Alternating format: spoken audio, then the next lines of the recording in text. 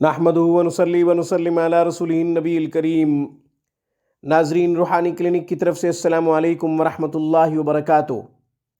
ناظرین، آج کی گفتگو میں مسوڑوں کے درد کا قرآنی علاج آپ کی خدمت میں پیش کرنے کی سعادت حاصل کرتے ہیں۔ ناظرین، قرآن کھول کے دیکھیں، جستجو کر کے دیکھیں، غور و تدبر کر کے دیکھیں تو انشاءاللہ ہمیں ہر مرض کا علاج ملے گا۔ صرف جستجو کی ضرورت ہے، غور و فکر کی ضرورت ہے، غور و تدبر کی ضرورت ہے، سمجھ بوجھ کی ضرورت ہے، تلاش کرنے کی ضرورت ہے۔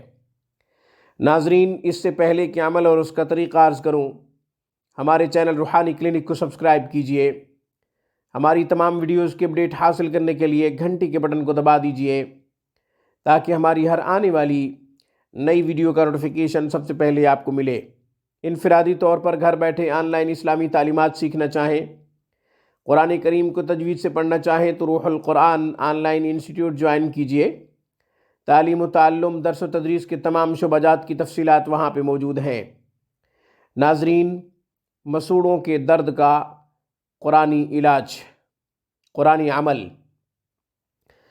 کسی بھی مرد کو یا عورت کو مسوڑوں کا درد پریشان کرتا ہے، تکلیف دیتا ہے، درد کی وجہ سے پریشانی کا سامنا کرنا پڑتا ہے، تو سورہ انعام کی آیت نمبر 13، سورہ انعام کی آیت نمبر 13، وَلَهُ مَا سَكَنَ فِي اللَّيْلِ وَالنَّهَارِ وَهُوَ السَّمِيعُ الْعَلِيمُ پڑھ کر پانی پہ دم کریں، پانی پی لے، یا جو بھی ادویات استعمال کر رہے ہیں ان پر اس آیت مبارکہ کو پڑھ کر دم کیا جائے۔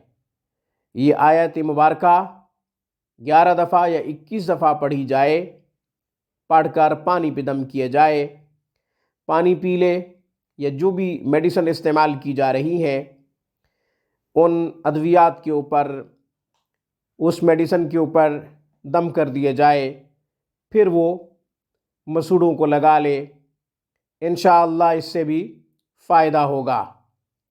یہ عمل تب تک کرے جب تک مسوڑوں کا درد ختم نہ ہو، اس کا خاتمہ نہ ہو جائے۔ خاتمے تک، جب تک یہ تکلیف ختم نہ ہو جائے اس وقت تک یہ عمل جاری رکھیں۔ آج کی گفتگو میں بس اتنا ہی۔ السلام علیکم ورحمۃ اللہ وبرکاتہ۔ Thanks for watching my video. اللہ حافظ، اللہ نگہبان۔